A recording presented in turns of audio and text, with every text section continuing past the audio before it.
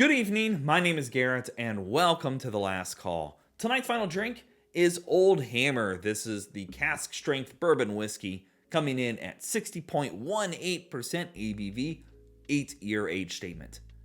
So, Old Hamer and Hugh Hamer are underneath the West Fork Whiskey Company, and they're based out of here in Indiana. Personally, I'm a big fan of what they do and their releases. This is essentially another year on top of their 7-year-old version, which is a 99% corn, 1% malted barley coming from MGP, being bottled at cask strength and with an 8-year age statement on it. And again, last year I did the 7-year version and I just loved it.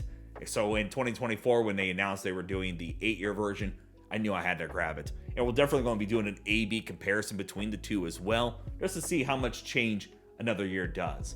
But for now, let's just go ahead and jump into things. As always, we'll be trying it 2 different ways. First way, neat, no ice, no water. Second way, we'll add just a drop of water, see if anything changes up. And as always, make sure you like the video, subscribe to the channel, hang around for a bit, become a member if you'd like. If you're interested in some other reviews over the West Fork Whiskey Company, I'll be putting some links up above and down below, so you can check those out after this video.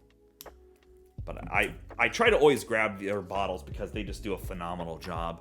They're limited editions they do on site. They do their own distillation for those, and they like to have fun with a lot of unique grains. Already, I can tell the color on this. So dark. And it is. Beautiful, dark amber.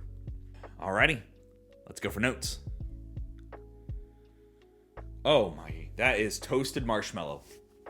That is sugary, sweet, toasted marshmallow. Sitting out by the campfire. Nice caramel going on in there as well. You even get, and it might be projected, I'm even getting a bit of like a graham cracker in here. Surprisingly, for cask strength, you're not getting the ABV, no harshness, no off notes. You get a little bit of that corn sweetness in there. Oh man. A lot of deep, rich caramels. Vanilla galore, and that's what's bringing across that marshmallow for me. Nice charriness in there. The wood sugar's beautiful on here. There's a nice simple spice layer going on in here as well. Very light, so I'm hoping that comes across in the taste, but that nose already. Beautiful sweetness, corn layers, charriness, everything you want from a well-aged bourbon. That is it. Let's find out on the taste. That is orchard sweet apples. There is almost like a toasted element going on in here, almost like this was put in a toasted cask, because you're getting a lot of those sweet oaky notes. The marshmallow is showing up as well. That little bit of spice is coming through too. The one that we found on the nose, much like I would say like a baking spice, a little bit of cinnamon and clove, maybe a dash of nutmeg in there. That is sweet and it's approachable, and this is what you want from a 8-year-old bourbon at cask strength. That is easy drinking as well. Even though it's barrel proof, it clings, but it's not so warming that it like knocks your teeth out. This definitely, from my memory, that little extra year on the 7-year-old version does it wonders. I'm really hoping they keep this going. They release a 9-year version, because that is sweet, approachable, warming. I mean, to be honest, it's 99% corn, 1% barley, so your grains are not going to be doing a lot of the talking for complexities here. You're getting a lot of that from the cask. But that 99% corn is bringing across that buttery, sweet corn notes, and it's just so soft and yet approachable on the palate, but that warmth from the cask strength just really seals the deal on it. You definitely get that toasted marshmallow in the taste as well, and I think that's my favorite tasting note that I'm finding. It's sweet, it's a little charry, and I'm also getting a bit of like a graham cracker with it as well. That was phenomenal. That is a great sip. Getting some orchard notes on my third sip here, kind of giving me vibes of almost like a little bit of a tart apple, but all your grain sweetness from that corn, beautiful in there. That is great. Alrighty, let's add a little drop of water, see if anything changes up here. Under most circumstances, sometimes when you proof down to cask strength. We might make it go a little more simple here, but that's okay. We do this for the sake of science. Alrighty, I think that water's got mixed in there, so let's go for notes.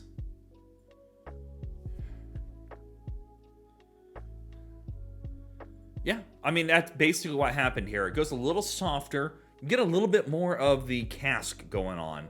Almost like a wood shellac stain, almost like wood stain notes.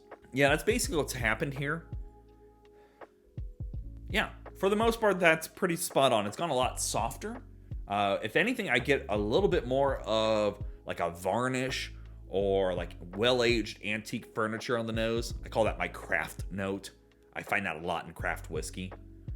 Still get the sweet corn butteriness in there. Very approachable still. Nothing harsh, no ABV, no off notes. Yeah, let's go for a taste. Wow, a lot of orchard sweetness now. Green tart apples, baking spices going on. A lot of cinnamon in there. And I'm getting a bit of that charriness from the cask as well. A little bit nice oak layer, little sweet vanillas. That little drizzle of caramels kind of peeking through.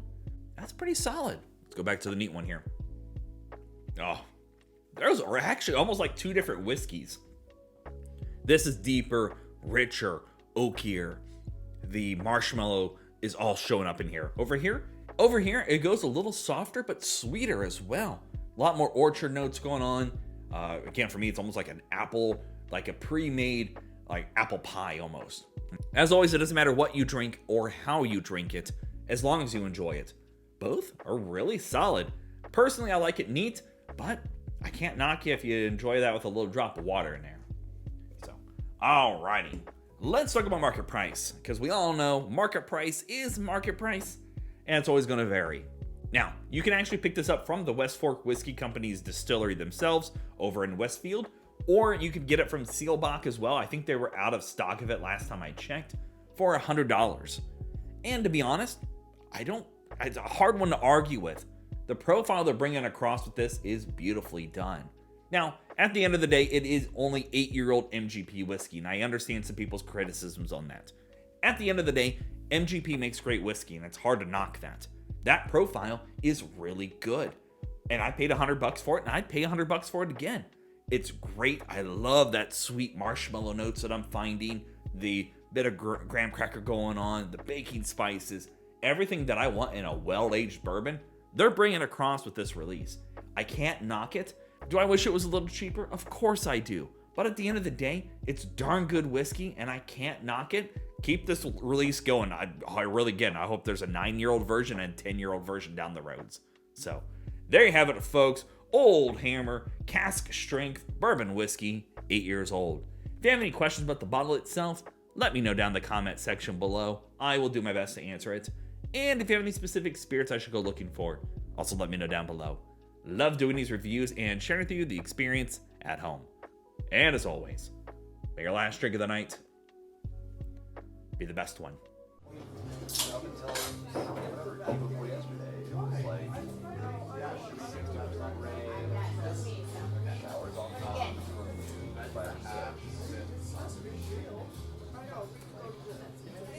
You know, and I really like it might